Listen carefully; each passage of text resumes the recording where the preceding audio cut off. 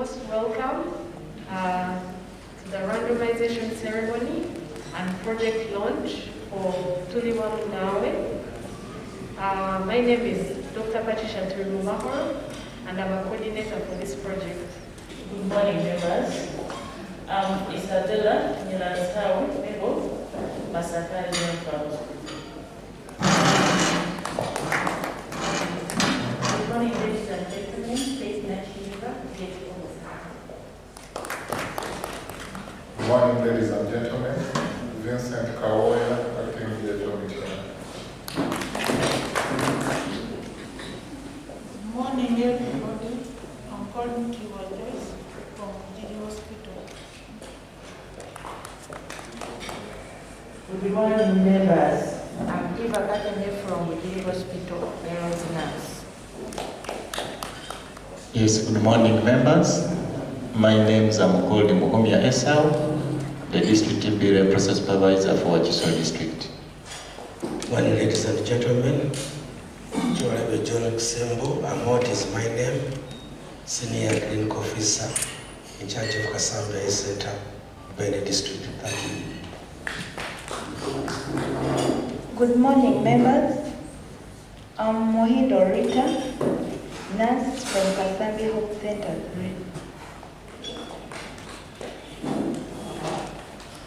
Good morning, ladies and gentlemen. Abgawa Helen is my name. I'm from Rende Regional Referral Hospital. Good morning, I'm Philmon Gisha, Team Kasambia. Thank you. Good morning, everyone. I'm Dr. Zwerima from Kayunga Regional Referral Hospital. Very good morning to you all. I'm Dr. Robert Sento, Kayunga Regional Referral Hospital. Good morning. It's Dr. Mwangu Kenneth from Mujiro Hospital, standing in for the MS. Morning, members. I'm Kabon Bernard from Tambara, representing VTLS.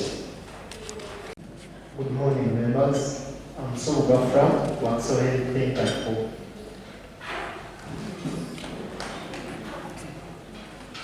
Good morning, members. I'm Philip from the Hospital. Morning, everybody. My name is Peter Baker, ED for Compassion, Global Suite. Good morning, ladies and gentlemen. Sarah from PTS Global Street. Yeah, good morning, colleagues. I'm College James, PTS. Morning, ladies and gentlemen. I'm Nakauti Justin, Tiana General Hospital. Good morning, ladies and gentlemen.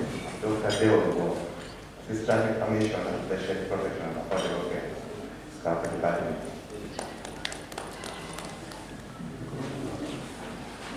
I'm Wadeke Gabriel, TV for Compassion, which I'm Andrew Kiria, Igamba Hospital. Good morning to you all. We are happy to see you and to be with you. I'm Akinis Katamba. I'm one of the people who have invited me here. So I'm happy to be with you. I can see many familiar faces, a few new ones, but most of them familiar faces, including some of my teachers.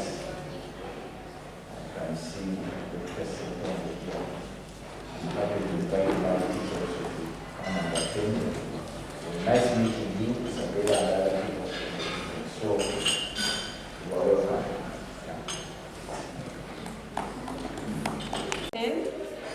And I think that's quorum enough. I think we're still waiting for representatives from Leche.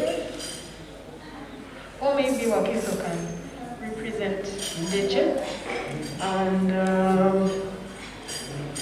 Leche Health Center 4. We have Gombe around.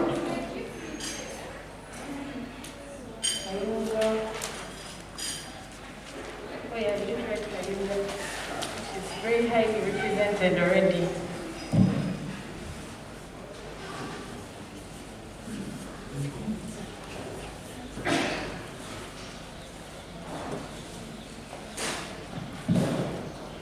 Okay, you're so welcome. And I'm just going to explain the purpose of inviting you here today. So today, I think several people have invited you here, and I will introduce them in their capacities. We have Walimu. Walimu is a non-NGO, non-governmental organization, and the mission of Walimu is to improve patient health outcomes. Walimu is running several projects and has partnered with a research consortium, which is called Uganda Implementation Research Consortium, and is represented there. So, Uganda TB Implementation Research Consortium is a group of academicians from different universities, which include Yale University, Makerere University, University of California, San Francisco, and Johns Hopkins. The mission of the UTAC, which we commonly call it, is to generate evidence to support healthcare programs in TB. And we do this in real-world settings. So we do research. For those people who are familiar with public health language, we do effectiveness trials. We try to understand how healthcare programs work in the setting in which they are actually implemented. So we work with partners at the different health facilities. We do not employ people at the facilities, but work with the different health workers at the facilities to improve their daily work, to see how we can better their programs and reduce transmission of TB. So today in particular, the project that we are going to be focused on is a project that is going to be carrying out contact investigation, TB contact investigation. So you will find people here who are the TB focal people. You will find the DTLSs, the district TB leprosy supervisors, RTLSs, and we've invited also the medical superintendents and the DHOs to also get an understanding of the work that we are doing.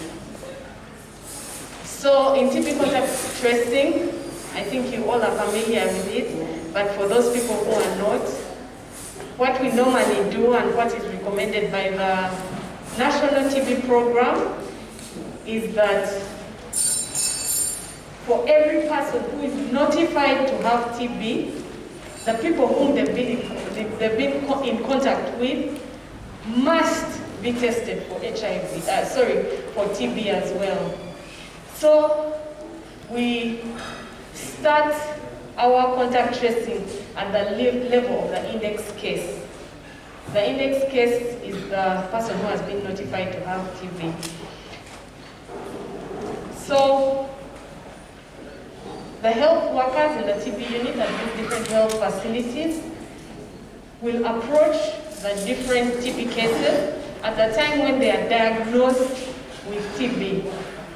Normally, it's a hard conversation. People have just been diagnosed with TB and they are worried, they are scared. So the community health workers, who are usually village health teams, but based at the facility, will have a conversation with the index case. In that conversation, they'll identify the contacts of the TB patient. They will go ahead to visit the homes of these index cases, and they will screen them for TB symptoms usually we use clinical symptoms for this particular, anyway, as recommended by the National TB Program. Once they have screened for symptoms, they will identify those ones who are most at risk for TB. And those ones who have screened positive for symptoms and are over 5 years of age, those ones, they will collect a sputum sample from them. They'll transport it to the health facility. At the health facility, it will go through the normal lab system, it will be delivered, and they will record this sample collection in the presumptive register. In the lab register as well. And then that patient will be diagnosed with TB, or TB will be excluded from this contact. For the children who are under 5, we encourage health workers to refer them to the health facility where they can be seen by a clinician who can make a clinical diagnosis or can recommend a chest X-ray. And once they have excluded TB from this child, they must be initiated on isoniazid preventive therapy. So our whole topic today is going to be centered around this topic, and I'm going to invite Dr. Achilles Katamba to continue that conversation. And you're all very welcome, and thank you for keeping time. We hope we have a lovely day. I will start from where thank you for keeping the time. Some people even came as early as 7 and they were not here. And we apologize for being late for those who really kept time. But thank you very much. And as Patricia said, a few weeks ago, or months, we visited most of your facilities. First, we invited people from those facilities and asked them to come to Kampala, where they came, and we had the training. Actually, we had it here at Nigeria, just to inform the DHOs, the hospital directors, and other people that at that time we invited the community health workers and other people, and we trained them about TB contact investigation. It was a refresher training on the standard of care for TB contact investigation, so that people are refreshed, because this study is trying to compare the standard of care with what we call the human-centered design, all patient-centered sort of TB contact investigation, something that through understanding the problems of implementing contact investigation, where it was realized that it is not actually achieving what it's supposed to achieve, then we went forward to design an intervention. And that intervention finally was piloted, and we are ready now to test it out at a wider area. And these are the 12 facilities which we selected. We had piloted it in 3, 2 health facilities in Kampala plus Mukono. They were the 3 where we piloted it, and we found that it was working. However, now we wanted to expand it beyond those 3. We invited this. So that refresher training took place, and already we are working with you at those facilities. But many of those we visited, we told you that we shall invite you to a ceremony, partly to decide in which facility should we implement the intervention, the patient-centered intervention. Should we implement it in Shiboga first? Should we implement it in Mityana first? Should we implement it in what? And part of this is really to decide. We want you to participate in this decision making, to at least select the sites, how we will come on board, because we are going to be taking on board 2 facilities and then another 2 like that. So even so, why should we pair Chiboga and Indeje? Why should we pair other facilities? Also this Saturday today, we are going to decide who to pair with, meaning that we shall form a cluster or a group with 2 facilities. So we shall be training about the human-centered design at 2 facilities at a time. But those 2 facilities will be a high volume and a low volume. Here, we've looked at the data, say for 2019, and there are 6 low volume facilities according to the data for TB notification, and there are 6 high volume. Those 6 low will partner. So each low will partner with a high, and we shall show you who are high and who are low. But we are not going to decide who to partner with. We shall come up with a raffle where you decide. So you may find that one partner is Masaka, and then the next one is Mitiana or Chiboga. But so you will have to train those 2. Instead of, if it was for us for convenience, we would say less. There is a saying, less in order. Orderly, you go everything. So in this case, we would have said, let's start at Indeje, go to Wakiso. So like that. But now, we may end up having to train in one facility very far, then also train in another facility. And then after some period, so these are the decisions that we are going to make here today. And I want to say that I talked to the program manager or the assistant commissioner, and she was here during the time of when we had that initial training, and given her business schedule, she said she endorses this since she has already launched it in the beginning, and she's not able to be with us here, but she's in line with this. And those who may have attended the initial meeting, the training, which took place last year. So this is mainly the issues that we are going to go through here. And first and foremost, I want to thank you for the time. So far we have been working together, supporting this project. Already we have been collecting routine data. We did train your staff. Some of you, DHO, you may have been informed, or director of hospitals may have been informed. We train your staff, community workers, collect data using tablets. We did distribute tablets to all the healthcare facilities, at least 2 or 3 in most facilities. So we are electronically collecting data from those facilities. And we are facilitating also those community workers to be able to collect that data in terms of going, either taking a border or taking a bicycle and others. So we do support by sending some resources on a monthly basis to facilitate that process. And that has started already and it's going on. I think we started, in November. It has been going on.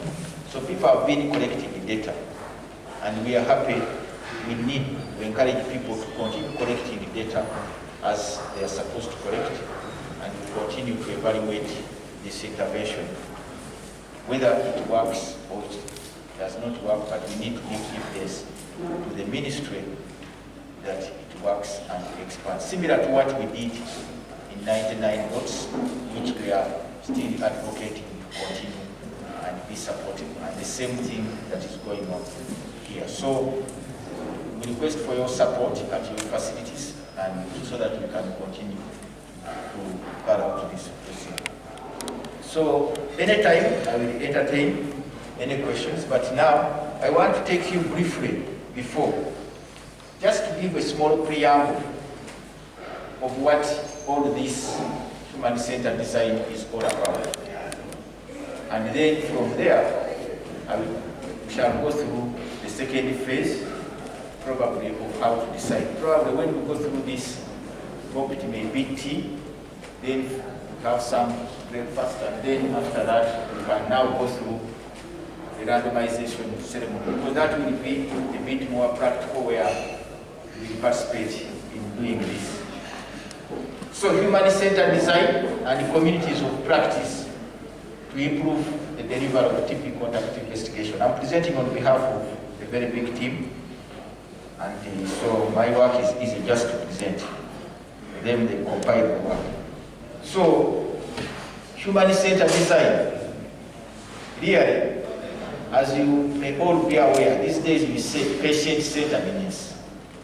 Then human-centeredness is the same as patient-centeredness. How do we make this service of TB contact investigation convenient to the clients, those people that we are screening? And that's the whole thing, that TB contact investigation has been put out there for a number of years. And studies show that this is an evidence-based intervention that actually, if done well, it can yield TB cases. Some of you who are older than me know that before, and I think this was the teaching in all schools, that never go for patients in the community. We were waiting for those who come. It was passive case finding. Whoever came and was not feeling well is the one we were never going for them. But after sitting down and looking at the data, the global scientists and other people, WHO and others, they realized that we shall never be able to end TB without going out there to look for people. And the entry point to find people who have TB is the person who has come with TB, the index. So the index who comes in and presents with TB, we should use him or her as a focal person to go into the community and you screen those people he or she lives with.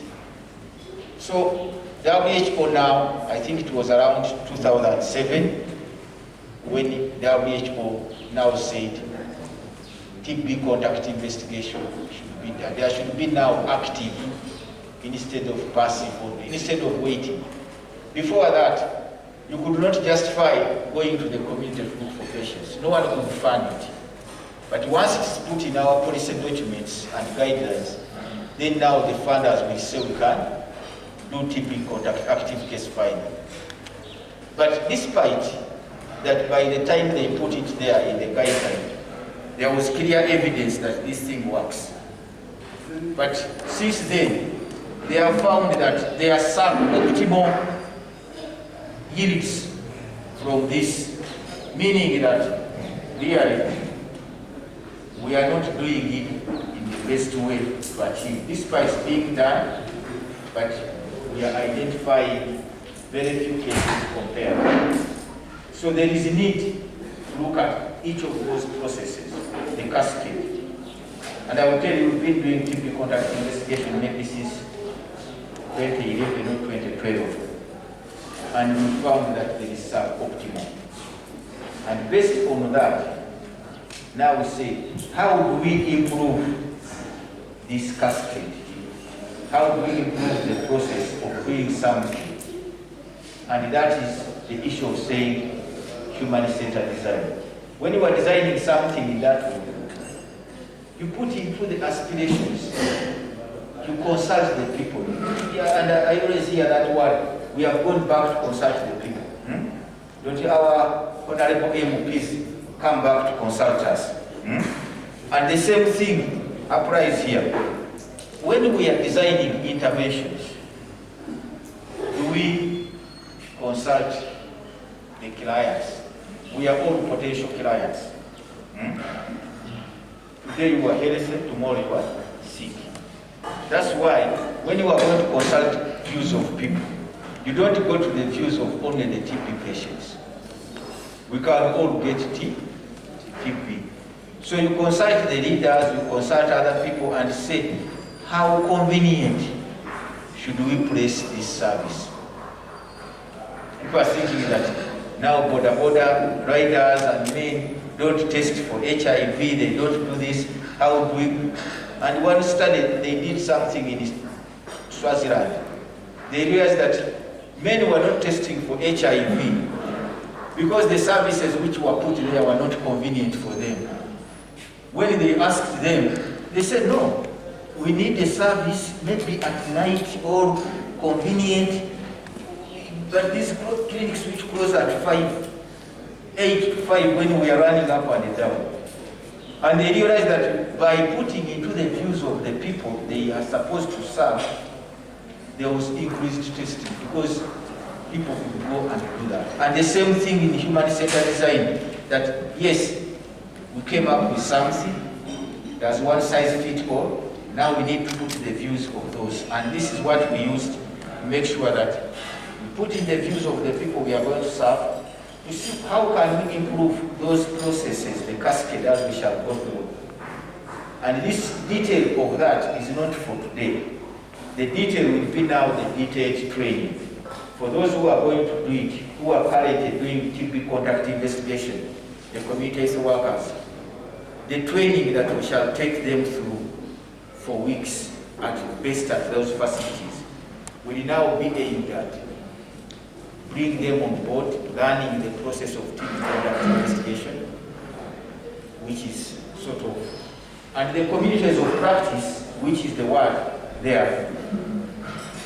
You know, many people in our different practices, and I used to see it even when you've seen a patient on the ward, you are challenged by that patient. You realize that, I don't know what he's doing. But when you go back at lunchtime, remember doing internship, there is a mess there. You sit with colleagues, you are having a lunch or tea, and you start to discuss briefly and say, I have a patient, he has this and this and this. Eh? Another colleague says, no, he may be this, why don't you try out this and this? Eh? You see, by sitting members of the same, you get advice from each other. And this is sort of a community of practice. And you find that you learn from each other. There are people who are strong in this, weak in there, and you learn from each other. The issue communities of practice. The community workers, Director of Masaka Hospital, you are welcome. Thank you. So, you find that in these communities of practice, the community workers who do TB contact investigation, each one gets an index patient, he goes to the community, he screens, he comes back, he fills the register. Another one goes back. How does he benefit from the other community health workers? The issue is that if these community health workers had a chance, a forum, to discuss some of the challenges they face, they may learn from each other and support each other. Because there are people who are very difficult, even patients who are very difficult to counsel, to talk to, or do this. However, if you get advice from another person, he may give you guidance. So the community of practice is really saying that these community workers, whether at one facility or at two facilities, how can they maybe once a week talk to each other and discuss the difficulties they go through? And this is sort of what we shall be introducing in that. And we will introduce it either from the facility or using the Zoom. That the two facilities which probably are implementing this, who are partners, all 3 or 4, at a certain point in time, you create a Zoom link and they discuss the the challenges and advise each other. And that is sort of a community of practice. You've designed the processes to be appealing to the clients, but now also the people who carry out that process, you've created a forum to help them discuss, share challenges. And that is sort of the human-centered design and communities of practice to improve the delivery of TB contact investigation. Maybe before I start my presentation to go deeper, I will ask the Director Masaka Hospital. Some of you may already know him, but some of you may not know him, to introduce himself. Thank you very much. My name is Dr. Nathan Onyachi. I'm the Hospital Director for Masaka Regional Referrals. There are also other people who came in late and they are not yet interested.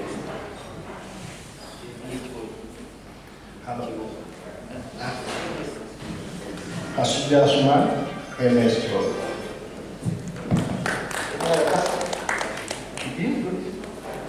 Is there someone who came in? Here. You know, I'm sort of trying to... Good morning, everybody. I'm David Namuezi, coming from Kono District, ETLS. Good morning, everyone. Khalil Dinga, taking for the first time in Good morning. Momo is my name. ETLS Uganda. Morning, Dr. Gorbankayas, Dr. Kawoya here, the last time I met him in Mitiana, he was the MSc, but now he's acting DHO, then the next is DHO, and then Assistant Commissioner. Semujo, I can see the Assistant Commissioner there. So things are, at least I wish you well. So the human-centered design, as I said earlier, that there are a number of studies that had shown that actually this TB contact investigation, that there was evidence by the time it was introduced. As I told you earlier, we had passive case finding. Don't look for patients. But as you know, our patients, until they are very sick and they have a lot of pain, they will never come to the hospital. You continue until tomorrow you feel you slept badly, then you say, let me pass the clinic. At that time, with TB, you've also spread the disease to so many. So there was a lot of evidence which showed that TB contact investigation works, irrespective whether you've looked at any TB, whether you've looked in children, whether you've looked in adults. It was found that at least almost 3.6% of you could find TB among contacts. You could identify TB among contacts. But in many of our settings, we are finding less. And the question is that, what is that problem? And that's something that we have been investigating. And this is something that we have been doing for a number of years. This is, unfortunately, I don't know whether they are printouts. This is very small. We could have printed out copies also. Maybe we shall send electronic copies for people. Maybe you can send electronic copies for people to have these copies. But we saw that there are problems at all points of the cascade of TB care. Index screening, as you know, the index comes in. And that's the point of entry to TB contact investigation. There is stigma and lack of knowledge. Sometimes stigma makes people not tell you who are their contacts. I have come, I have TB, maybe I don't want my wife to know, or my family to know. And because of that stigma, I may not open to you who are my new contacts. Or I may even tell you, I live alone. To avoid you coming to follow me up into. But even when you realize lack of knowledge, you know, sometimes, a few years ago I used to tell people that in the early 90s, when they said screen for HIV, then someone says, then when I screen and I know, so what? There was nothing. Councillors had a tough time to convince people to screen. Because now you screen and I don't know, and I'm living here. There is nothing, there were no ARVs, there was nothing. When someone tells in the early 90s, there was nothing. So let me wait until I get sick. Then I start worrying. But now you are going to make me get worried when there is nothing to give me. The counseling was a very difficult thing for people. But now when the ARVs came, test and treat, now it is said, you know you will live even longer, now it's no longer this sentence. And that is something. So sometimes when you lack the knowledge of also the benefit of something, because when you tell someone, why should I tell you that I'm living with so and so, and you screen them for TB? But if you know the benefit for screening early those people, that the disease will be cured and other things. So by increasing your knowledge, if I counsel you and tell you much more benefits of why should we identify someone early with TB and treat him, you may now understand that, oh, it is good.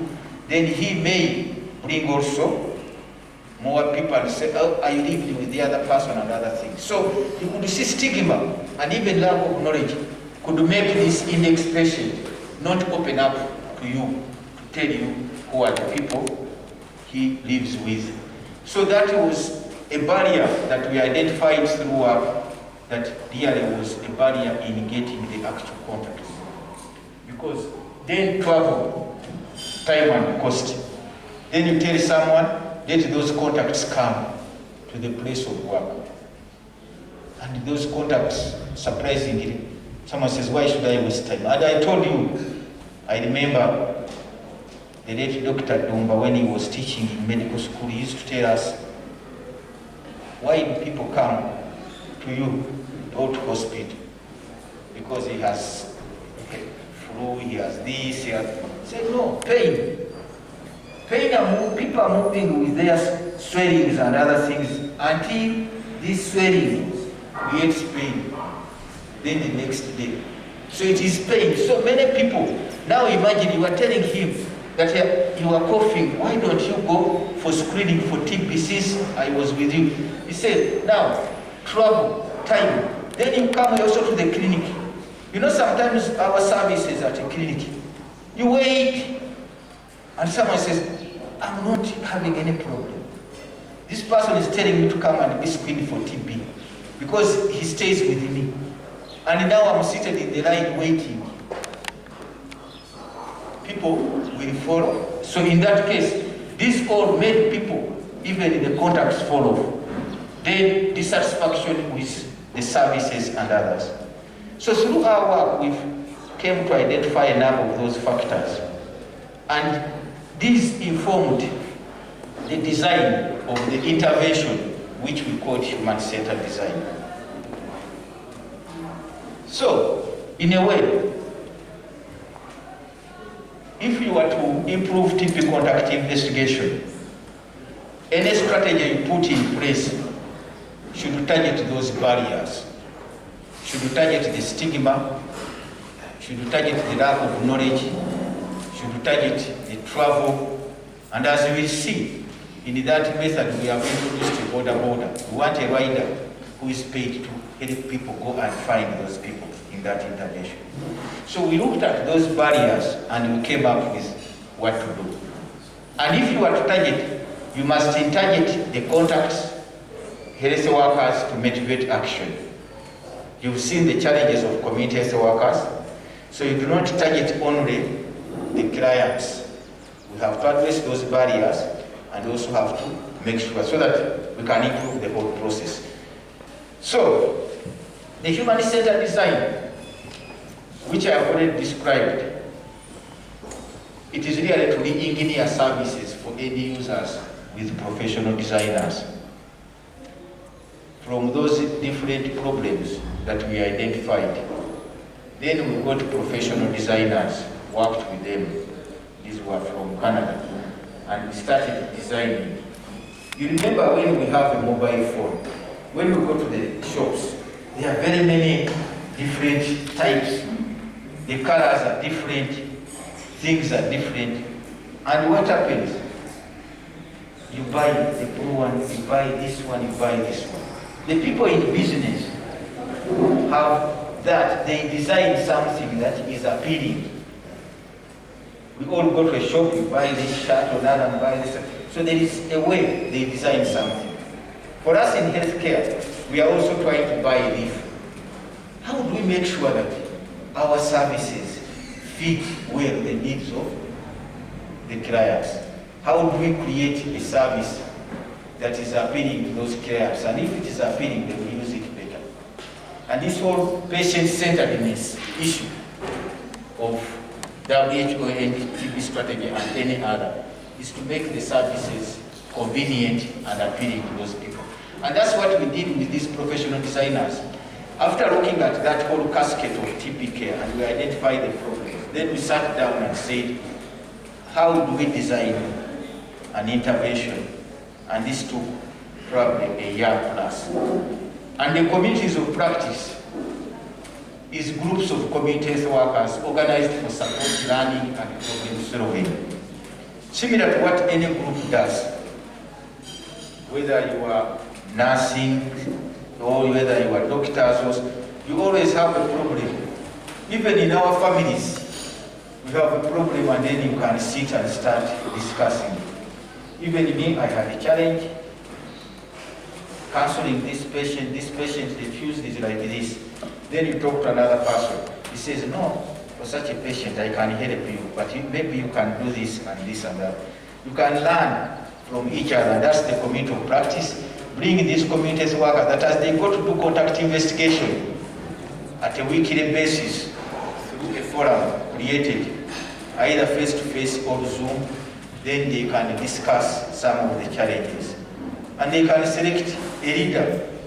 Among themselves, you are chairing this session, you are chairing this session, and guide them on what could be the issues to discuss. And this is sort of the detailed training that we shall be giving to those different sites. So, when we went through all that process, this is sort of a summary of that intervention that we shall be training people on. That is a summary of the intervention. What does it say? I heard Patricia telling you, we call it Tuliwa Munam now. That's the brand, the name we sort of. But this has got a number of tools. These are the tools we are going to be using to train the community workers, your staff at your facilities who are involved in TB contact investigation. These are the community workers who we invited the first time to refresh them on contact investigation. This time we are not going to invite them here. We shall be training them at those sites on these tools. And these tools have got a number of tools. There is the index patient identification. You may not see it well. It's called index patient identification. We developed a tool book which we have also translated. And this tool book aims at helping the community health workers address the issues of stigma and lack of knowledge that we found as a barrier. Such that when you talk to someone well, he or she opens up and he sees the benefit of revealing to you who are the contacts as defined. Because he feels confident. Whatever you are going to do is going to help his children and the people he lives with to be screened early, because now he sees the benefit of screening early and the TB can be treated and cured. So that is what we call index identification book. It's a book, and we shall go in detail for that with the community workers at the training. And then that one, once we enlist, we have also a listing of the contacts that will be followed up. Because someone has opened up very well for you, he may even tell you, no, I can give you the number of my husband. and I've talked to him, he goes and talks to them. You can even call him on phone and screen him. So because someone you've opened up, he feels confident. It's like anyone who goes to, you are first skeptical and you say, what is this doctor want? Or what? But then once the doctor opens up, you can say, no, please can you talk to my mother is at home and others. So once that is done, for some people you may end up screening them on phone and find they are suspects, so presumptive. And in that case, if people agree to be screened on phone who are contacts, you can send a border rider. Because we shall be supporting a border rider to go and pick samples for those who are presumptive. But others may say, you come and screen me from home. So that border rider will put on the community health worker and go at home and they screen that. But once you screen the person and told him, no, it is okay, send someone to pick a sample. Since you said, I'm coughing, I have this, I will give him a sample. So he will carry this box which contains the spitable content and others, and the border rider will take it at that address and pick the sample and bring it. But for others who may wish to be screened, they will say, you come home, and then the border rider can take the community workers. So this intervention has got that. What the border rider has here, which also the community worker has, we have a video which is put on a smartphone, and this video shows you how to expectorate, how to produce a good sample. So the border rider can have it, show the person that they have sent me, and they said, yes, I'm the one I have talked to him, but he look at this video on how to produce good quality sputum. And then tell him to go behind there in sort of a private place and put a sample in that. Then this one will lock it and pack it and take it back.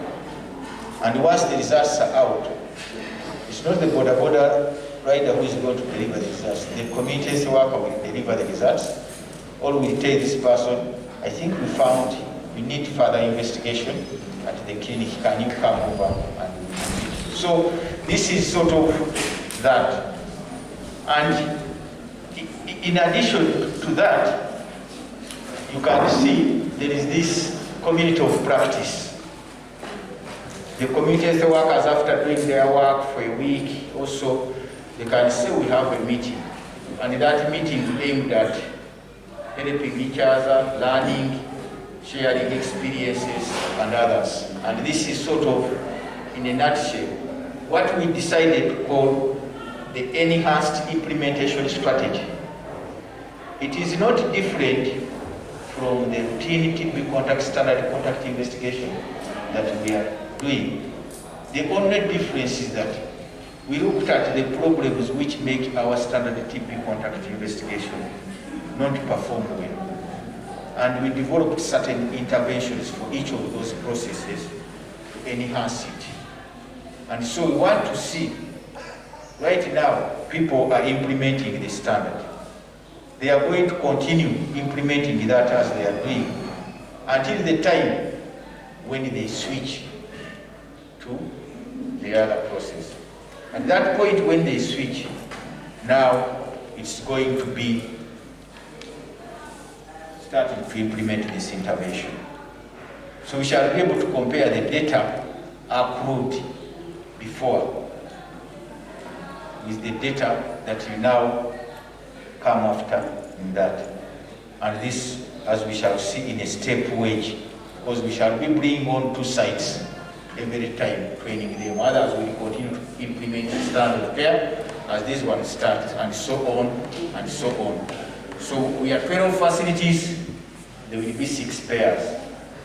A high volume and a low volume, then we shall be able to do that. So this is the human-centered design, and community of practice, which is the enhanced. And as we piloted it, when we designed it, 2019, it improved TB contact investigation completion from 20% to 80% in Ikiswa, Kawala, and Mukono. Those are the sites where we piloted it and tested it. And we found that before contact investigation, people were falling out of the cascade. How many contacts have you enlisted? How many of those have you screened? Even among those who have screened, how many have you screened to completion?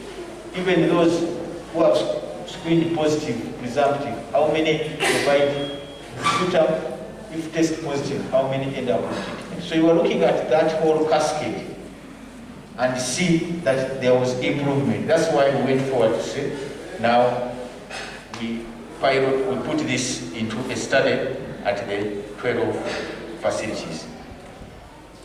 And as you know, this is our usual implementation strategy. I told the other one is the enhanced implementation strategy. And this is our national TB guideline, tuberculosis contact investigation in Uganda, the standard of care. TB contact investigation, invite the new TB patient, screen close contacts, collect sputum for expert if symptomatic, link contacts to TB treatment and prevention. So our usual is really to train community health workers on the standard procedure, provide supportive supervision by NTLB staff and others. That's how we do the standard, and that's what we are implementing now. That's what we refreshed the community health workers a few weeks ago when we invited them here.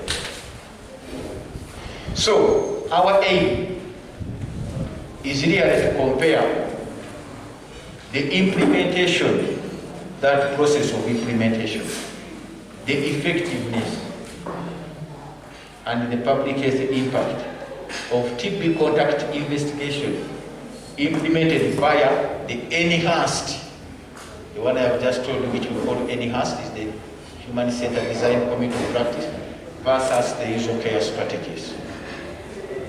And that's our comparisons. So as you can see, the enhanced, we still train people, we provide supportive supervision, there is implementation tools. Those tools I showed you, the book, index, patient book, and other things, and those are the tools, the sputum, video, and other things. Those are all the tools that we have added in. And then community of practice.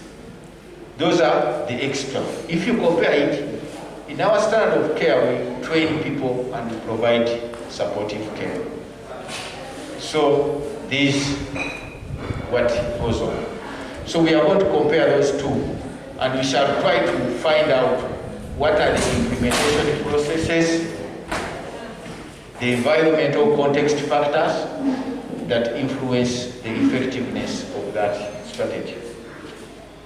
We need to look at the cost and the epidemiological impact of the enhanced versus usual care. You know, when we did 99 dots, we had to do the costing. We provided the Ministry of Health.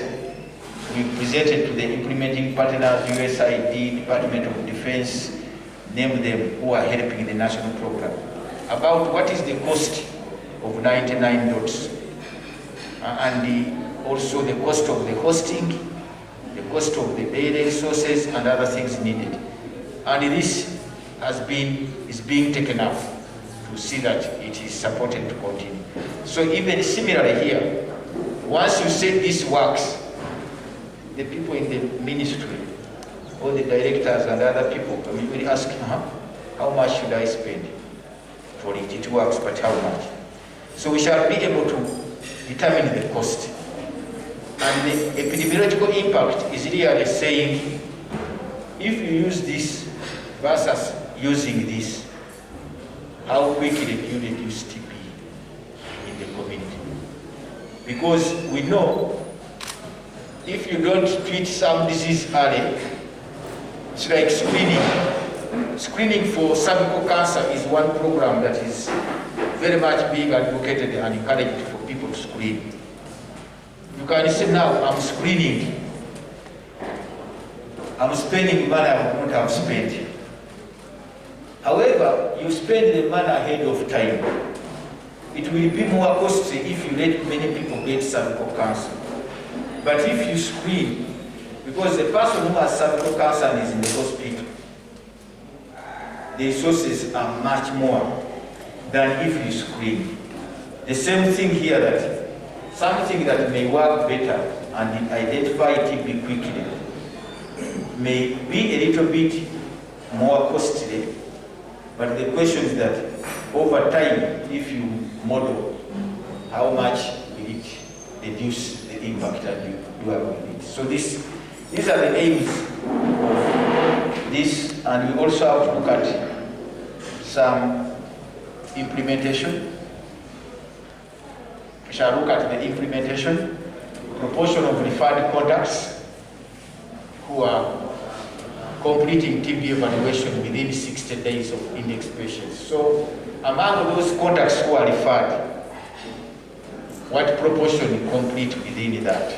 So we shall be comparing the usual care and compare it with the enhanced on that parameter. So, and also we shall look at effectiveness, cumulative TB diagnostic yield among all contacts identified index patient diagnosis. So we shall also compare the two strategies on the number of TB cases which are actually identified. So you know you need to complete the cascade, then who you identify. We shall be comparing these two strategies along the cascade of TB care. The public health impact is really the average change in monthly counts of TB among contacts. And if your strategy is doing well, it will be combing the people who are contacts and have TB. So the numbers of over time of people who have TB in that community should ideally reduce over time for a better strategy. And these are things that we shall compare over the period. So for now, I'm going to stop on this, and then I think break tea should be ready, and we have break and relax, because now the next part we want to go to the randomization, how we select. And so now this one is the step wage design. And before I say something on it, I will ask Dr. Noah Chiwanuka, who is the statistician for this, also to introduce himself. And then introduce yourself.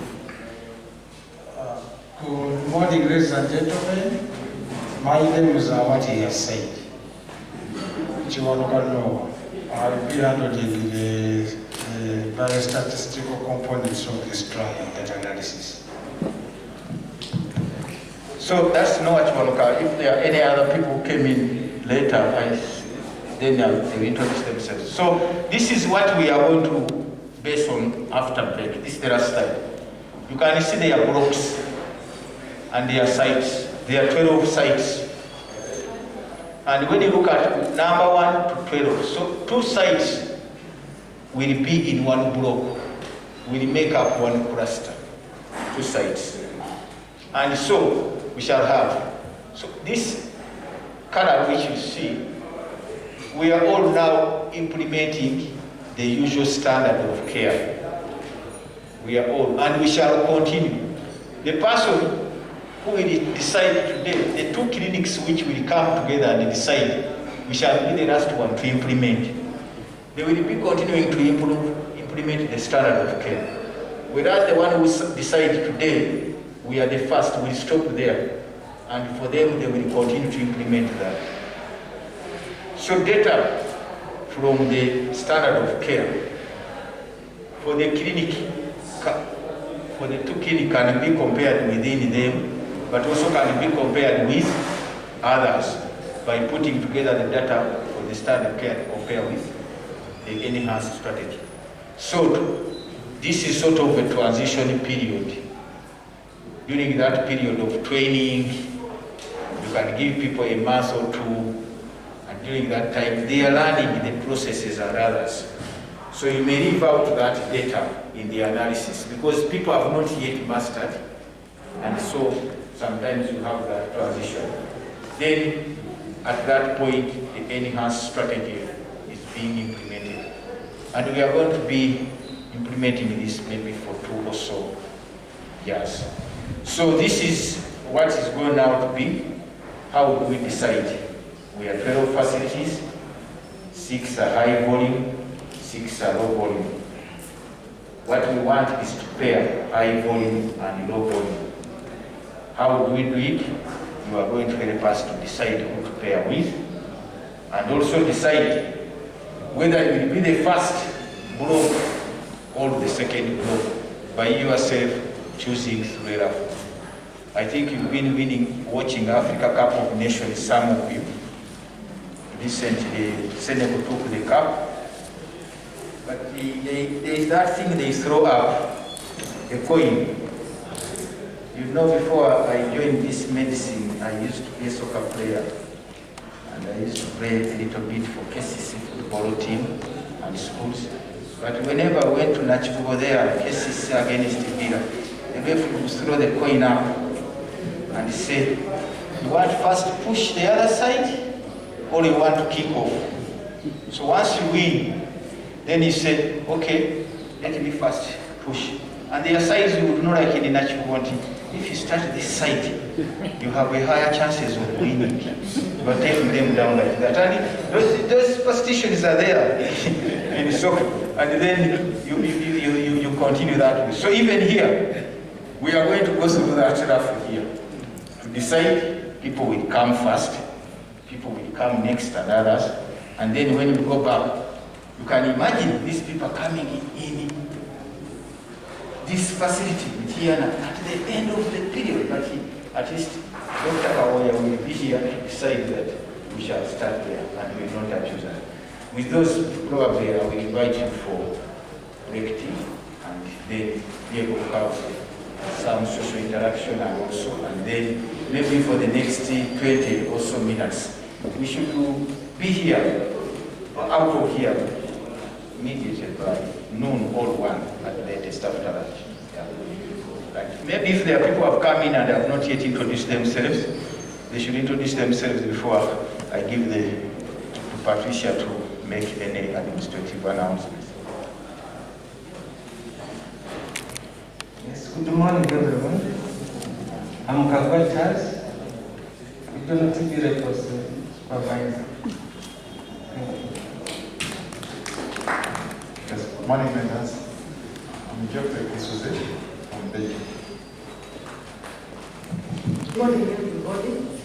I'm called Namleke Am, and I'm the TV person for matching in South and Chadwell South. Thank you. Thank you very much. You're all most welcome, and you're most welcome to come tea with us. Before we go for tea, there are T-shirts that we are distributing, and we thought we'll use this opportunity to distribute those T-shirts. Leah and Johnson will be moving around getting the right sizes so that we can make the event more colorful. Thank you very much. Okay, so we want to take you through the randomization. We're going to start briefly with the step 20 trials. Step 20 trials are cluster randomized trials, meaning that instead of recruiting an individual, we recruit a group. And the group can consist of one unit like a facility, or can consist of a number of facilities, depending on the study design. One facility, if we are choosing one facility, it can suffice a cluster. But depending on the design, we can have two facilities, two schools, two hospitals, two what, grouped together and they form a cluster. And in cluster randomization, as we shall see soon, we enroll the unit as a cluster. And whichever person follows in that cluster gets the intervention of the exposure that was given to that cluster. But in step 20 trial specifically, if this thing was inverted, this order you see in black would be like a stairway. if you change it the other way around. It will be like a stairway starting from there, going up to 6. If you turn this upside down. So it resembles a stairway from here to here. And then it divides this into half. So these are the steps. And when you divide it into half, it's like a wedge. So it gets its name, stepped wedge design. In these designs, as Dr. Achiri has mentioned, each of the clusters, all the clusters begin in pre-intervention. This is the white part here, the pre-intervention. And this trial period 1, which is labeled there month 1 and 2, is trial period 1, is the beginning of the study. Every cluster begins in the pre-intervention. Then one group of clusters moves from pre-intervention to the intervention. Here, for illustration's sake, we made cluster 1 and 2 move first, 3 and 4 move second, 6 and 5 move third, 7 and 8 fourth, 9 and 10 fifth, 12, 11 and 12 sixth. This is for illustration's sake. In reality, this trial, the way they are going to move, you are going to determine. It is you who are going to determine. Determining who moves first, who moves last, which is last. Because if we do it, you will go back and say, I knew they would make a DJ go fast. I knew that Mubende, they always don't like Mubende, so that's why it came last. So to avoid all those subjectivity, we press the ball back into your hands. You select. And that's what we are going to do. Now, a little bit, Dr. Achiri has asked me to do a little bit of some simple step 20 trial design issues. You notice that in step 20 trial, each cluster begins in the pre-intervention period. And by the end of it, each cluster is switched to the post-intervention period. Each cluster has got an equal number of time observations. These time observations are spent differently in different exposures. Cluster site 1 and 2 spent only 1 month. This one, those 2 months, study period 1 in the pre-intervention. Then they spent 5 study periods in the post-intervention. In the opposite, cluster 11 and 12 spent 5 months in the pre-intervention and 1 in the post-intervention, which is the opposite of the top one. Do you see that?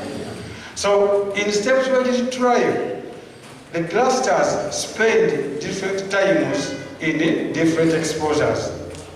The thing though is we aggregate all the outcomes when the clusters were in the white bars and when the clusters were in the gray bars. And then we compare the outcomes when they are in the gray bars, divide all relative to the outcomes when they are in the white bars. So, but aggregate it together. But we can also do other forms of analysis. We can, for example, do what we call within the trial period. Assuming we select the trial period, this one, 5 and 6. And so we fix this trial period 5 and 6 as a vertical line. We can now say, we can do within that period only. We compare the clusters that were in the gray compared to the ones that were in the white. So we get the outcomes for 1 and 2 compared with 5 to 12 because 4 and 3 were under transition. Then we can also compare, we can choose this period, for example, 9 and 10 months. And fix this vertically. Then you compare this gray versus to the white, omitting the one that was in transition. At that point in time, we want to say, what was the effect of the intervention in this period? And this answers the issues like, okay, there was a lockdown in that period. How did it affect the study? So we compare the clusters that were in the intervention exposure to those that were in the control exposure in a specified time period. We can also do what we call the across comparison, like this. Then we fix the cluster 5 and 6 and say, how did these clusters behave when they were in the intervention relative to when they were in the pre-intervention? But the same what? Clusters. So each cluster acts as its own control because it begins from, each cluster begins from pre-intervention and each cluster switches to post-intervention. So this is what I was trying to explain a bit. The baseline period, then the clusters have regular intervals at which they move from one exposure to another, which are called the steps. And I explained this. A cluster is a number of things of the same kind. And so in this case, clusters are going to be made up of 2 health facilities. Each 2 health facilities are going to make up one cluster, one block. Okay, then the randomization. In general, there are two ways of randomizing units in research. Either we can use individual randomization or we can use group randomization or cluster. And randomization itself is a method of allocating units to different levels of exposure in a study. And so, in this case, this has to be done by chance. That's why we are not going to randomize the facilities. You, the facilities, are going to randomize yourself. So that you don't blame and say, they put me this way, I wanted to be the other side. Okay. So this is an example of individual randomization. We have all these groups, they are equal in number. But then we can't randomize the individuals within each group. And you see 1, 2, 3, 4 are selected here. 1, 2, 3, 4, 5 are selected here. 1, 2, 3, 4, 5, 6. So they come in as individuals regardless of which group they are in. And then some will go to purple, some will go to gray. But when we do cluster or group randomization, we select a whole group. When the whole group is selected for purple, every person there must have a purple what? Color. As opposed to the previous one, they were in the same group, but some of them were purple, others were gray. You see, purple, gray. Because they were randomized as individuals. But now once we say, Uganda, we are going to get this, everybody will get the same one, the same exposure. So the study we are going to do is cluster randomized. Once your health facility is randomized to come first or to come last, you cannot say that some of us want to wait, our facility, some of us can't wait, some of our patients can't wait. Why don't you give those ones who can't wait the intervention, and those who can wait will get it in the order in which we were selected? No. Everybody has to abide to what has been selected for the group. That is cluster randomization. Okay. Why do we do cluster randomized trials? Cluster randomized trials are important in cases where individual randomization is not very possible. Because if you do individual randomization in some studies, the person who is randomized to control is interacting with the person who is randomized to intervention. They are in the same health facility, then there will be contamination. The other one will contaminate the other. So we try to avoid that. So then we take the whole group as it is. And I will not go through the details of those studies in the interest of time. But here, in this study, a cluster is going to be made up of 2 health facilities. And so 12 health facilities, 12 divided by 2, we're going to end up with 6 clusters. In each cluster, there are 2 health facilities. One is high volume, one is low volume. Okay. This one now we have explained. These are the clusters. I hope everybody is represented here. If do we have anybody who is not represented? Is Ndeje represented? Ndeje, Mujiri, Wakiso, Iganga, Kayunga, yes, yeah, Kasambia,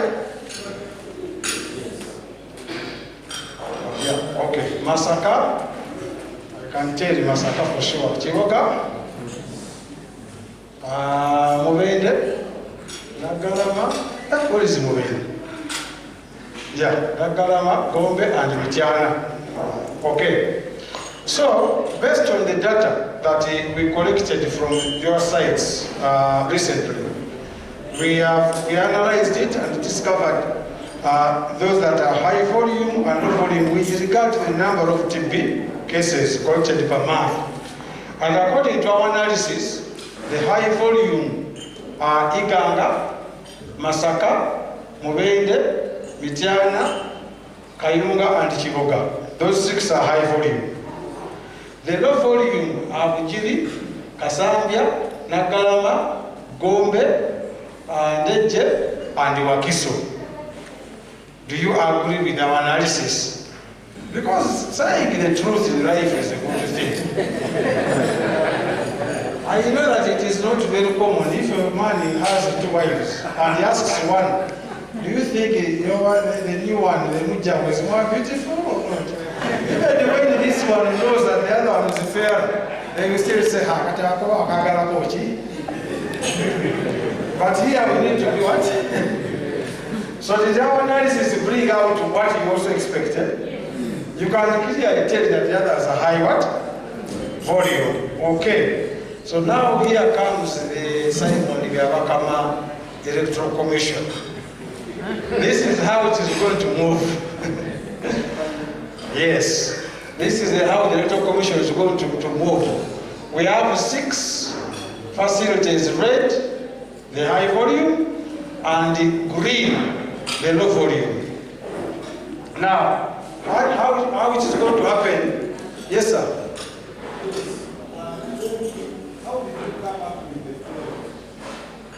Okay. Why did you select these 12? How did we come up with the 12? You mean not 15, not 18? No, the specific.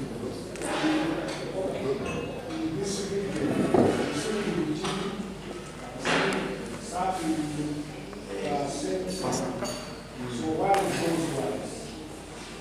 Why the 12 and how did you come up with 12? Oh, so in a way, in terms of adequate number for the comparison, 12 statistically was the adequate number.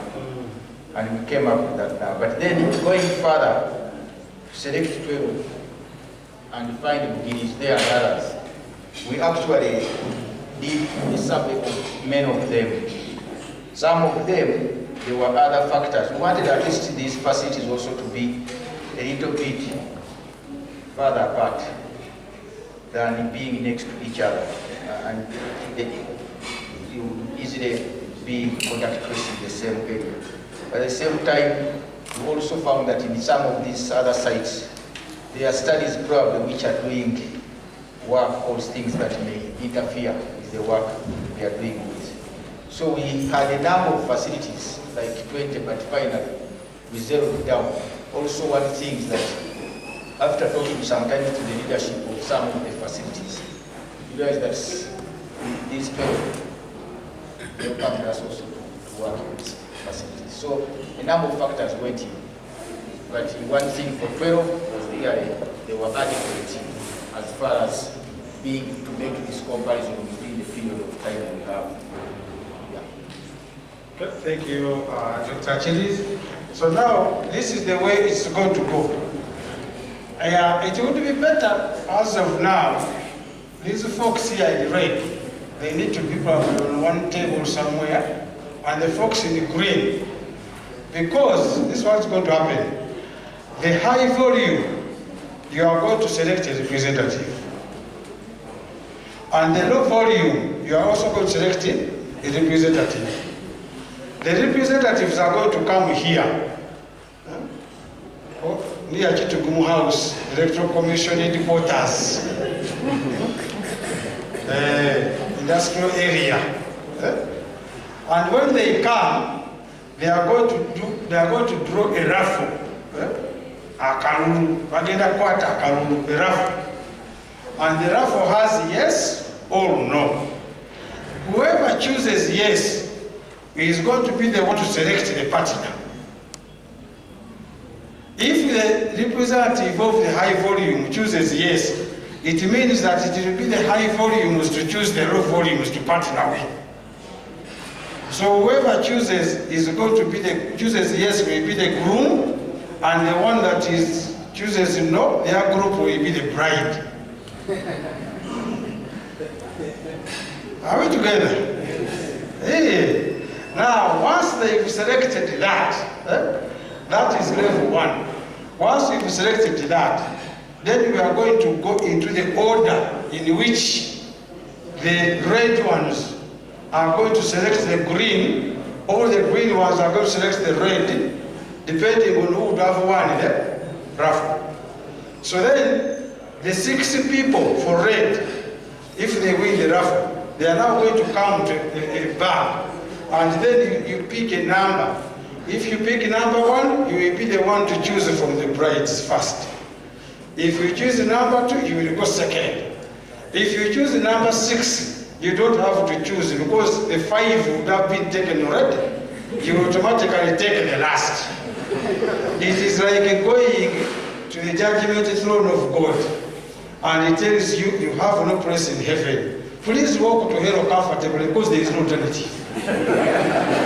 Whether you walk there grudging or what, you will not get help. So you better walk majestically to the gates of hell and say, here I come. Why? No alternative.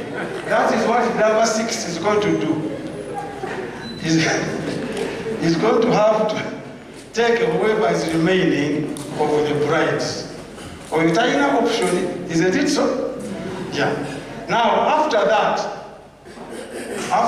once you've paired each other, then in each pair, you are going to select one person. One person will now come to the next level of randomization, of selecting the order in which your pair will switch from pre-intervention to intervention. If the person chooses 1, you will be the first cluster to do what? To switch. If the person chooses 6, you will be the last cluster to do what? To choose. Now I can start to feel the heartbeats. They are getting up a bit. People are wondering, Now if you are 2 people from the site, you came with 2 or 3 people, more than 1 from the site, this is the time to choose who has the Spartan guts to take the raffle. The one who doesn't panic. I can see my sister here. Did you come from the same side? Yes, please. Yeah, I can see for you already ahead of the game. You are consulting. Is it you to pick? And I say, I think it will be you walking.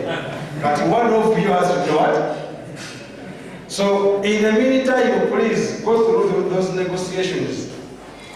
You could have come with your boss, and the boss says, I need to get on that. Now, okay, so we have balls. We have red balls, we have green balls for pairing. We also have white balls for selecting in the order. We could only get our hands on balls that have Premier League teams. So we have Manchester United is red, and the green one is I forget which one, Norwich or something. And then the white one is Chelsea. It is not because we support those teams, but it is because those are the balls we could do what? We could get. Personally, I'm an Arsenal fan. Yesterday we won Wolves at home. So even though it was a very, very nerve-wracking game. So these ladies are going to have a pass. So this is the process. So we now want to go to the yes and no. So can I ask please kindly all the high volume mugende kutebemu mweronde mwanya agenda kubakikirira, and even the low volume, here are the names. So since Masaka is already there, could the other high volumes join that table please? Where, yes. Because I can even see Dr. Sentongo is already there, Soka Yunga is there, Masaka is there, other high volumes is doing that table. And then, let us have the low volumes come to this table where Dr. Katamba is. The representatives.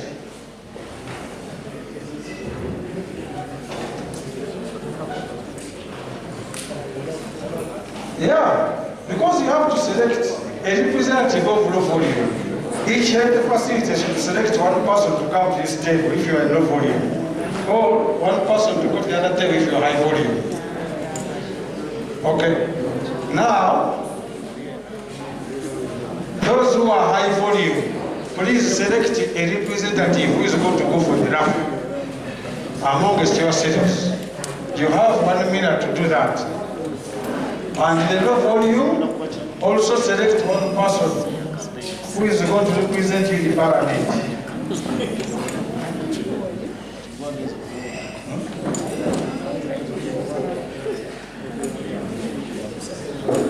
Oh, the high volumes are already selected.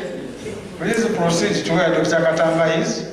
Okay? Now, as you can see, as Noah said, we have two yes. Whoever selects yes will be the group that will choose the partner.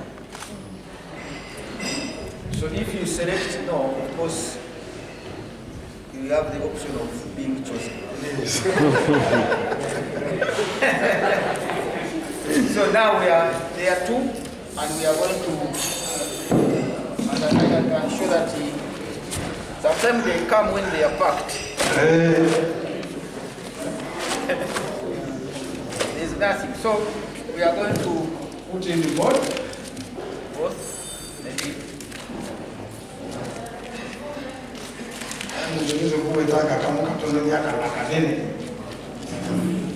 Aha.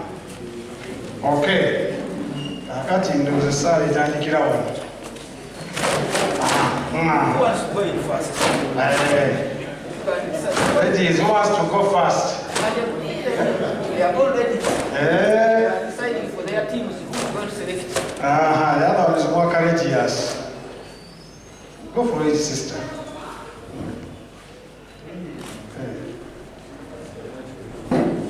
You open it and show it to the TV man and to the rest of the group.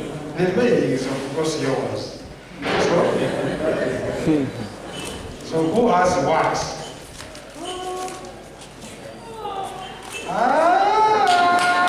Yes. So the high volumes are the grooms, the low volumes. The high volumes are the brides. I'm cutting our brides. Okay, one in about is our makeup for our tennis. Okay. So now we need all the low 6 representatives of low volume to come and select the order in which you will pick a partner. So now here, each representative of low volume should join her. Please come, each representative, because you are going to select the order in which you choose the partner.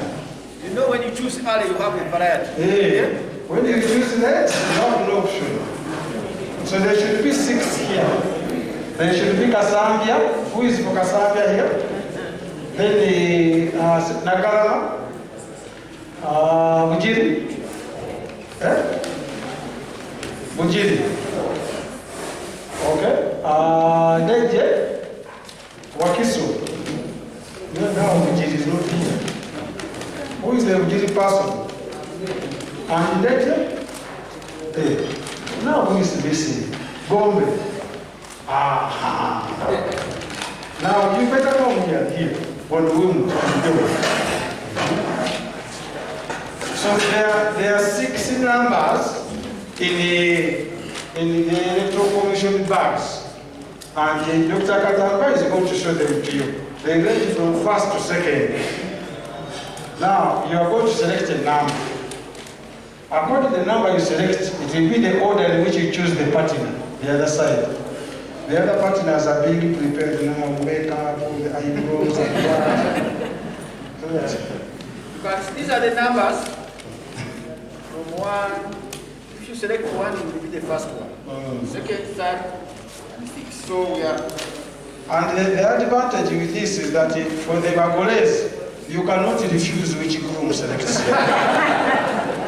You have no option. The one who chooses you, you have to go with that one.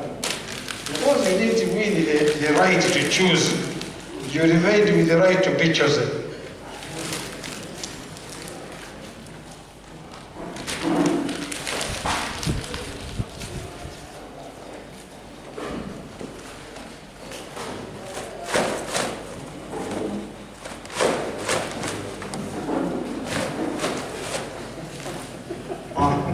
Whoever feels confident enough, you move and pick.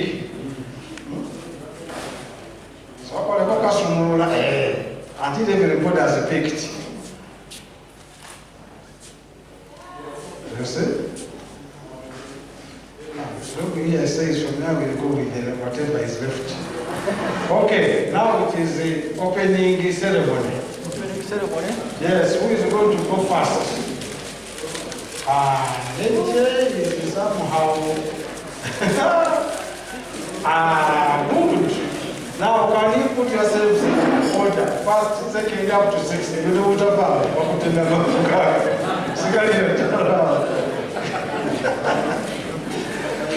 by default, the water you majestically walk with the full alternative. Okay, so we have member 1, 2, 3, 4, 5, 6. So who won the first? Nagalama. Okay.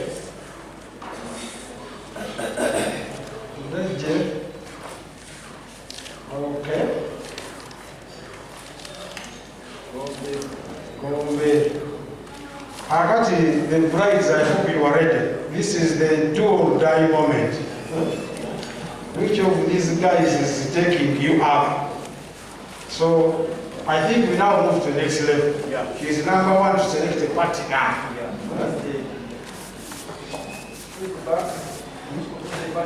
Yeah, now we bring the partners. And once you finished, when you choose a partner, you go there at the table and ask him, says, Masaka, you come here, you are mine. Then you also pull out yours, Kayunga, you come. Now when you pull them out, you ask them, who of the 2 of you is going to choose the order in which you will switch? You know that? Assuming you choose Masaka, you go to Daktari there, and the 2 of you are Kurigakati. Here are the 6 boats. There is Masaka, there is Iganga, Kayunga, Kiboga, Mitiana, and Mubende.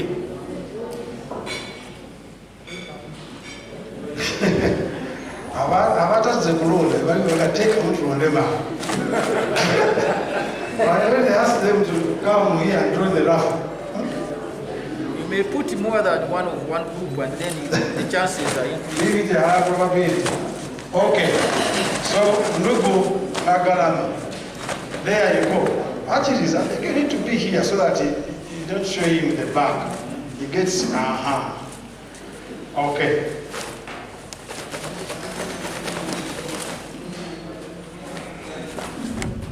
I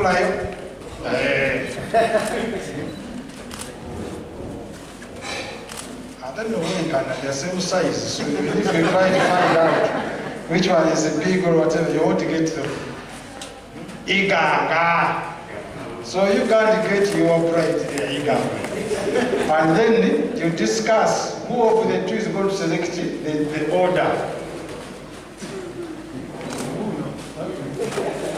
Who is this one?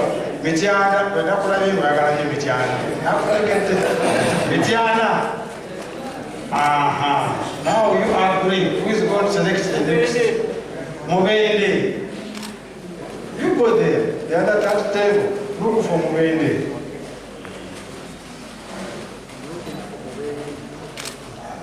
Ayunga.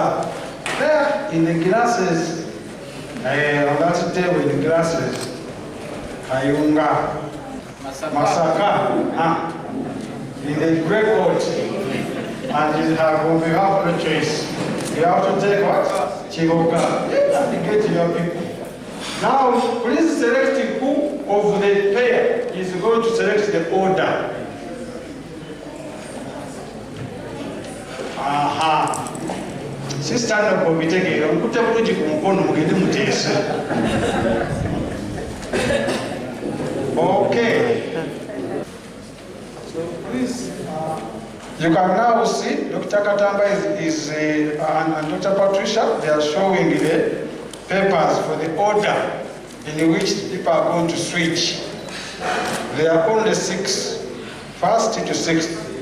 So, okay, there we go. So can we get the representatives of the pairs? Come back. Have you selected? So who is choosing for you? Those who are going to choose the order, please come forward. We should be 60 people. 1 per each pair. 1 per pair. Select when to switch. As per that. Yeah. So this is what we are doing now. We are selecting the order in which to switch. In which to train at those sites. Yeah. So we expect 60 people. So far we have 4, 5. Okay, 6. All right. So you need to get here in front of the Electoral Commission office. Anybody watched the match between Senegal and Egypt? The finals. You remember the sport kicks? This is where we are now. These are now the sport kicks.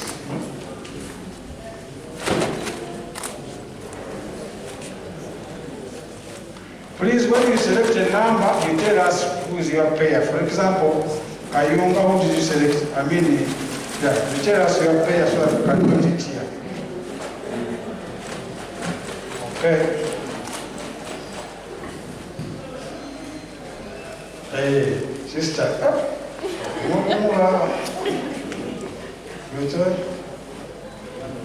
Sister, hey, only one. Aha.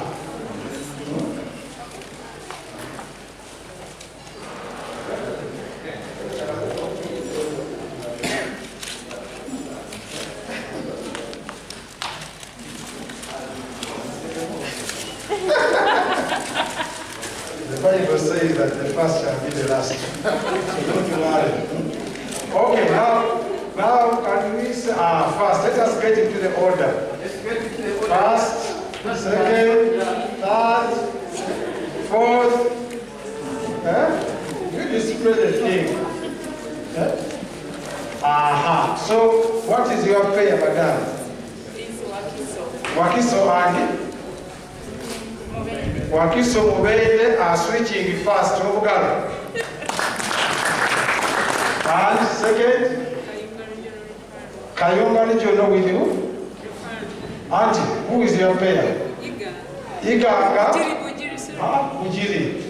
Yeah, let's note those. Bujiri, Kayunga are switching second to Uganda. Yes? Masaka and Indeje, you are switching third to Uganda.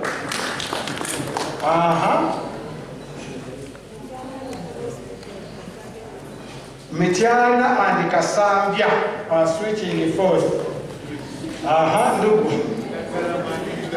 Nagalama and Iganga. Walimchakutano. Aha. Gombe and Chivoga. They are the last to do what? To switch. And maybe we are going to request that we take a photo. Yeah?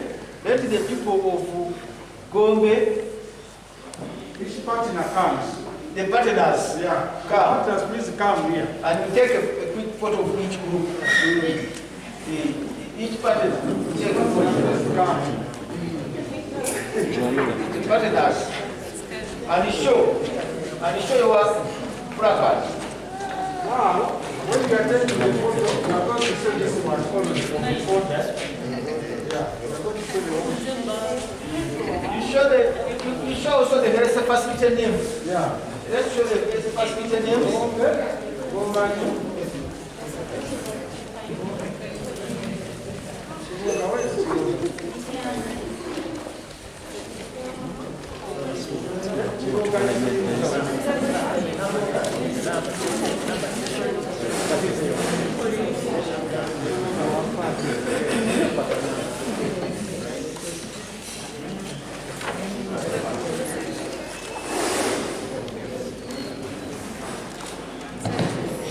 Has the exercise been fair or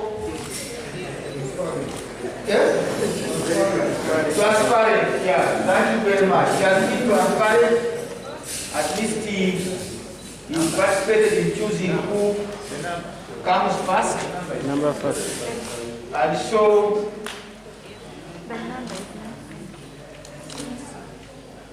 okay, so the first ones is but the first come here in front. True So that. what we take, this is a big one. So you take the first one with their placard. Yes. Number one. Okay. Number two. Now to the front also. Kana kaula kafe kasiga bongo.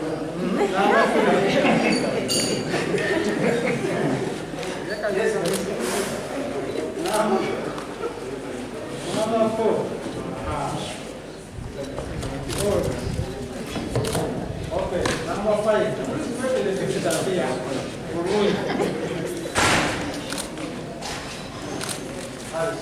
Number six.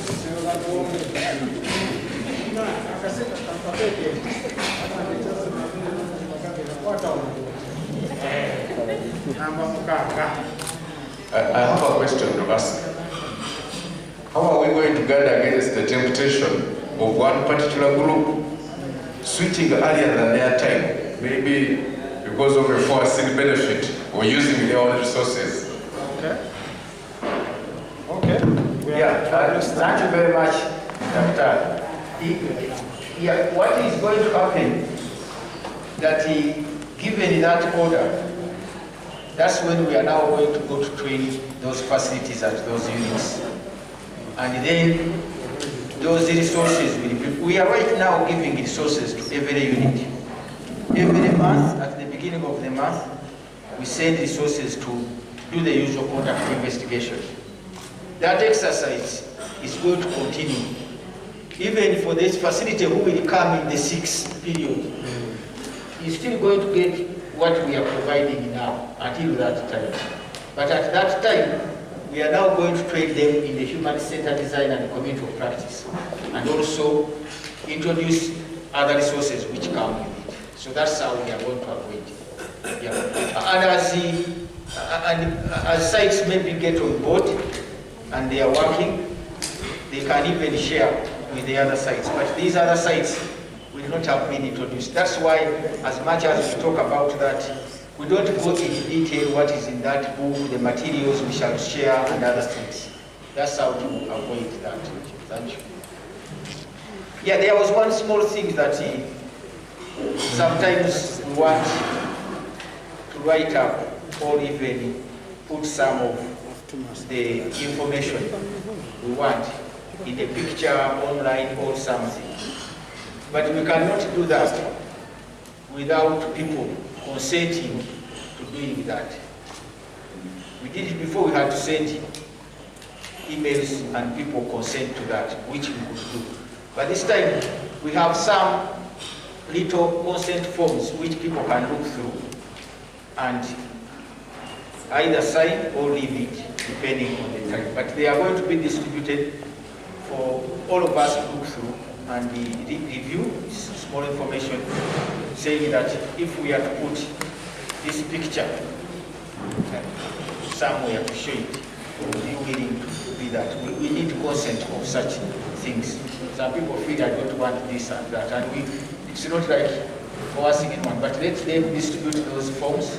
Everybody look at it. You can go with it, or you can sign it and give it back if you feel what is there does not breach any ethical issues as far as concerned.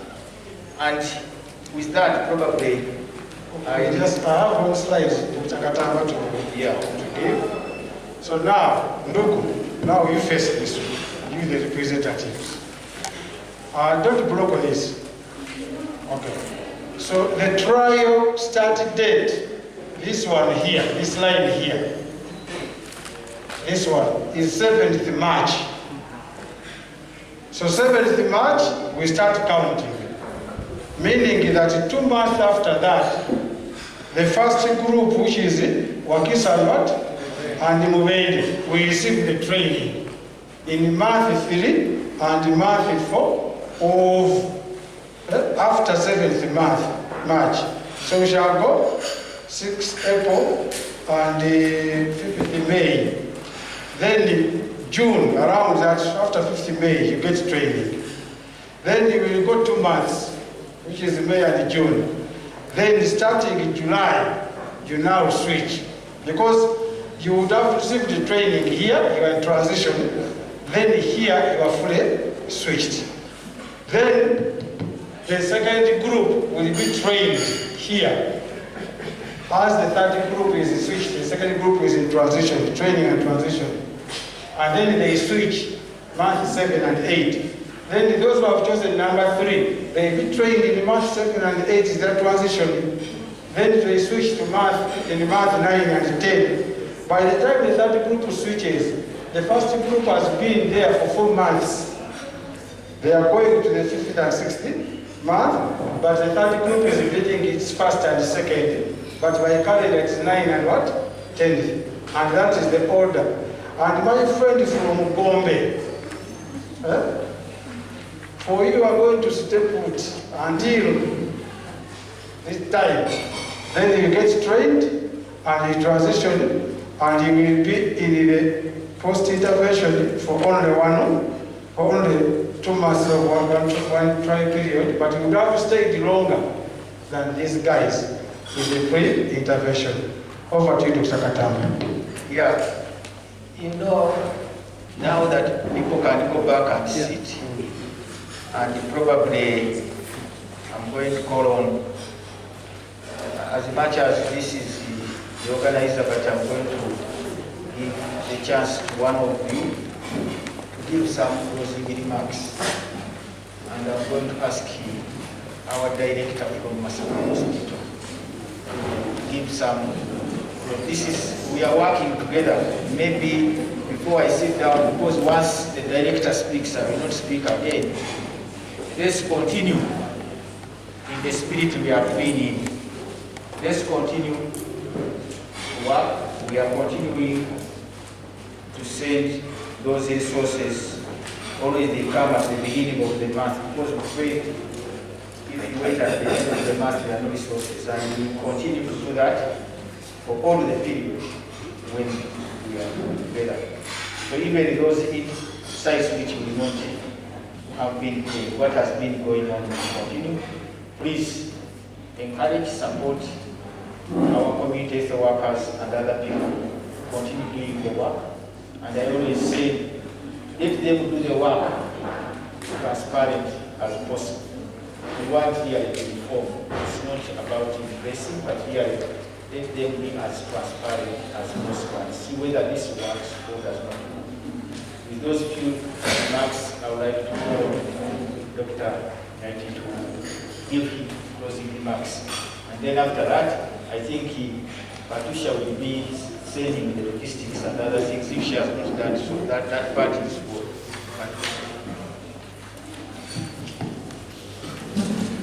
Good morning, ladies and gentlemen.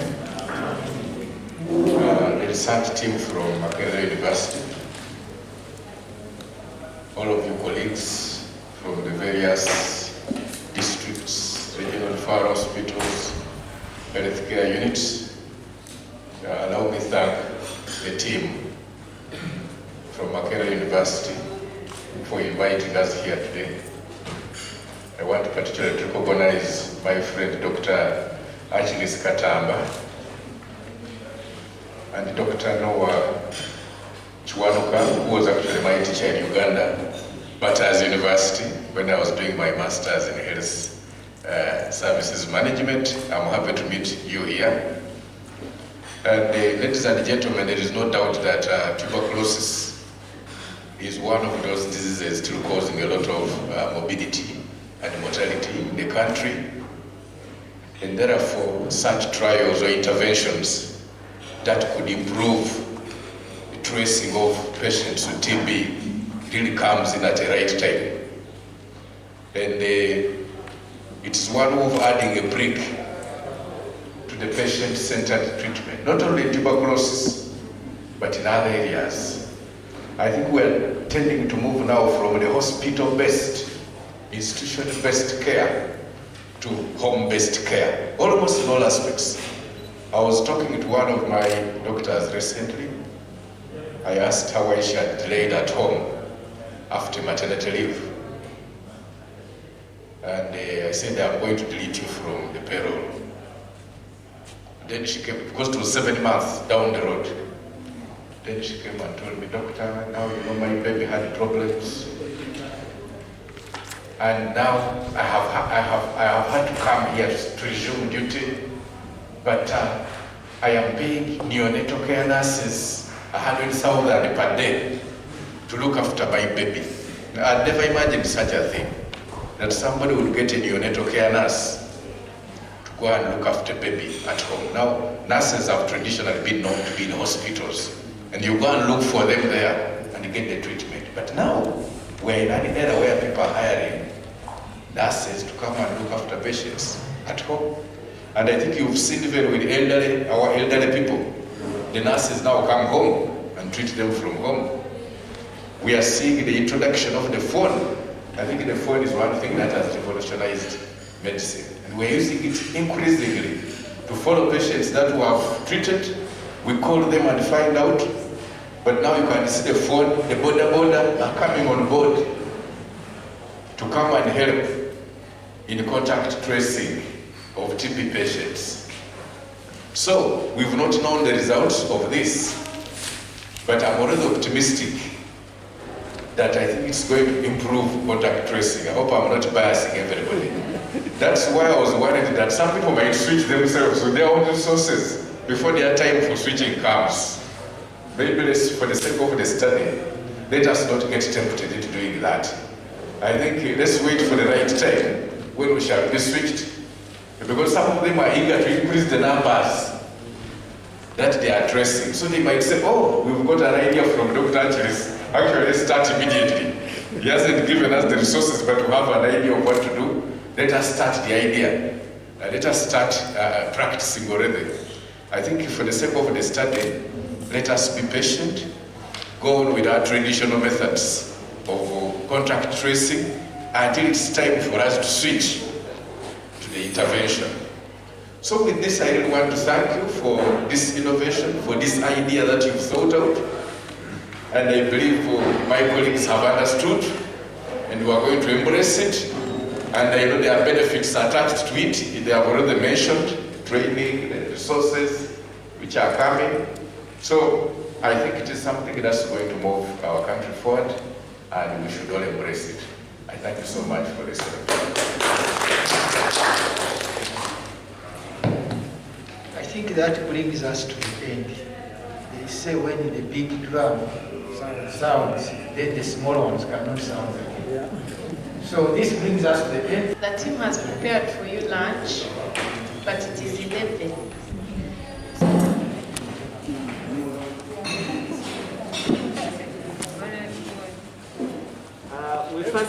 We first take one with our masks on, all of us masks on.